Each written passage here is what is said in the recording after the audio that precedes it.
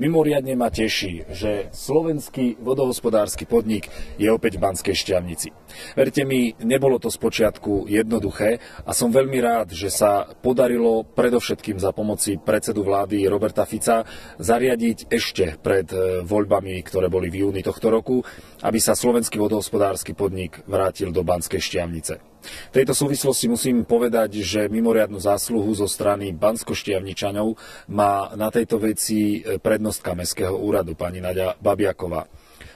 Ani to nebudem opisovať, koľkokrát mi telefonovala, volala, vysvetľovala, presviečala, že treba sa zasadiť o to, aby slovenský vodohospodársky podnik bol opäť v Banskej Štiavnici. Kontaktovala všetkých dôležitých a významných ľudí na najvyšších miestach v Bratislave na úrade vlády alebo na úrovni ministerstiev a urobila naozaj všetko preto, aby nikto v Bratislave nepochyboval o tom, že slovenský vodohospodársky podnik patrí sem do Banskej Štiavnice.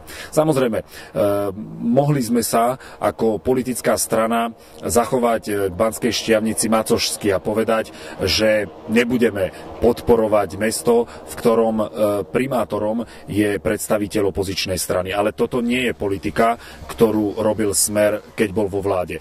Nám vždy išlo predovšetkým o to, aby sme pomáhali mestu, aby sme pomáhali jeho obyvateľom.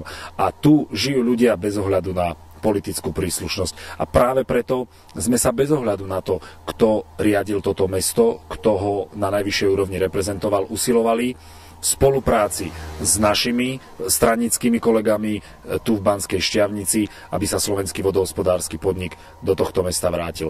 A ja som veľmi rád, že sa to podarilo a som veľmi rád, že tento podnik je opäť tam, kam naozaj patrí, v Banskej Štiavnici.